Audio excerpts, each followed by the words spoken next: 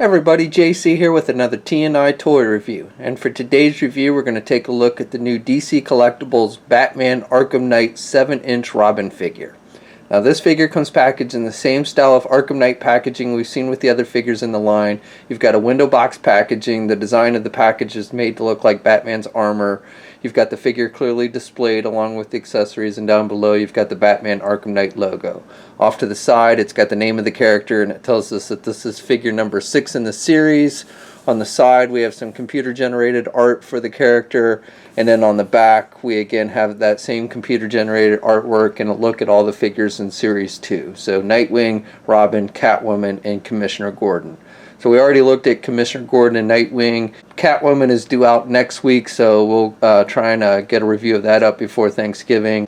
And then down below it's telling us that the figure was sculpted by Gentle Giant Studios. Alright, so let's get this open and take a look at what's inside. Okay, so here's a look at the figure outside of the packaging. Now the figure comes with a number of accessories, including 2 bow staffs, and the bow staffs are both sculpted basically the same. They're a dark kind of gray color, and they both have in the middle a little circular R logo on them for Robin. And the longer one comes up a little bit over his waist, and then the shorter one is basically about as tall as his lower leg. A little over his lower leg, comes over his kneecap. And the smaller one is made more for, I think, he comes with this Robin shield. Again, same color, same of that dark kind of metallic gray with and it's got the little Robin logo in the middle. And on the back it basically has little clamps, and you just plug that bow staff into it, and then he can hold that via the bow staff. And again, I guess it's like a Robin shield or something. He also comes with a Robin birdarang. It's a batarang type thing, but shaped more like a bird. And it's a light silver. It's got light and dark metallic silver, and then a dark gray on it. Sculpted to look like wings of a bird, basically. And then finally, he comes with multiple pairs of hands, 3 different sets of hands. So he's got a pair of grip hands for like holding the bow staffs. You could also, if you want, stick the batarang in there, birdarang, whatever you want to call it. But then he also comes with a pair of hands more for, I think, gripping the boomerang. So they're not as open as the other pair, but they're kind of, the fingers are closer together, so you can kind of slide that birdarang in between the fingers. And then finally he comes with an open, just completely open pair of hands. Okay, so for the figure itself, I think they've done a really good job with the sculpting and paint applications on this figure. My only real complaint is with how the hood looks when he's wearing it. I don't think it comes over his face enough, so I think it looks a little off. And then also, I don't even think he actually wore the hood in the video game, or if he did, he wore it very little. So I just don't like him having the hood on. Now fortunately they did make it, the hood is just that kind of vinyl material as well as the cape, it's all one piece. And they did make it so you could pull the hood back and off the figure's head. And the head sculpt itself is pretty good. It looks very much like what we saw in the video game. He's got the short buzzed cut hair, which is just painted with brown, and then he's got the black mask, which is sculpted on. Now I will say that the skin tones on the face maybe are a little bit on the pale side, but otherwise I think they've done a good job with the face sculpt.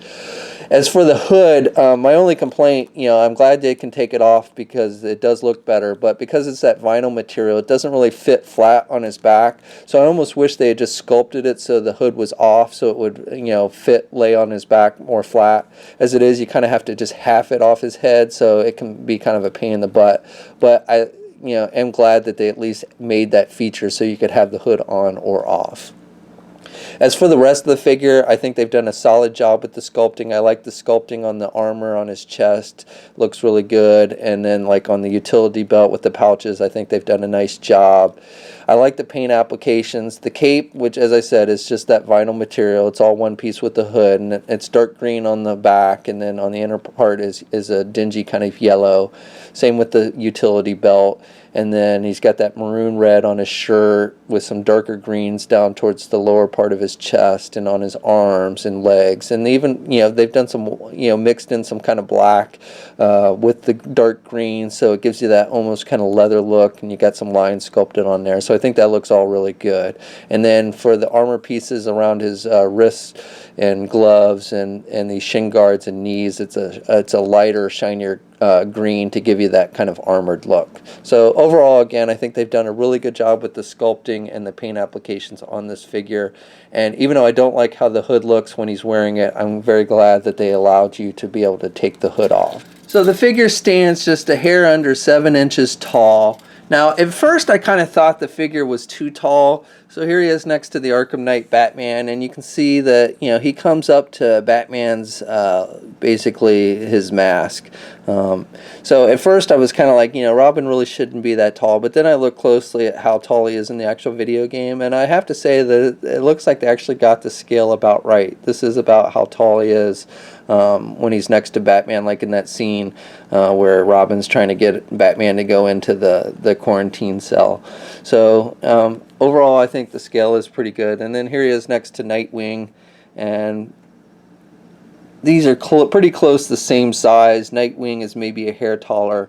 So again, overall, at first initial appearances, I thought the figure was maybe a little tall, but I think when you look at how tall he is in the actual video game, I think they did actually get the scale pretty good. Articulation on this figure is good. The head is just on a ball joint, so he can look left and he can look right. He's got a little bit of up and down movement, but not a whole lot, and he can kind of pivot his head to the left and the right as well.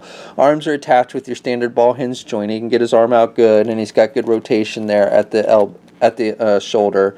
And then he's got a bicep swivel. He's got a double hinged elbow, so he's got good bending at the elbow. And then he's got the swivels and the hinges on the hand, so he's got, actually he can't, with the way the gloves are sculpted with these little armor pieces over his hand, he actually can't really do his hand up much, but he can do his hand down good.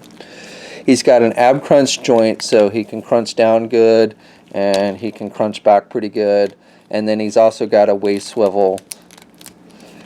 Legs are attached with ball joints, so he can do the splits about that much. He can get his leg forward about that much, and he can do his leg out and back like that. He has a thigh swivel.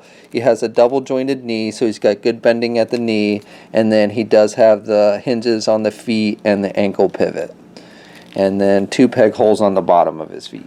Okay, so that's my review. Overall, I like this figure much more than I thought I would when I first saw it in the packaging. When I first saw it, I really didn't like how the hood sat on the figure's head, and I really didn't like the fact that he was wearing the hood, period, since he doesn't really wear it in the video game. But I like the fact that you can actually pull the hood back, and I think the figure looks much better when you do that. Now, I probably would have preferred that they just had sculpted the hood back, but I guess it's kind of a good thing that they give you the option of doing it both ways.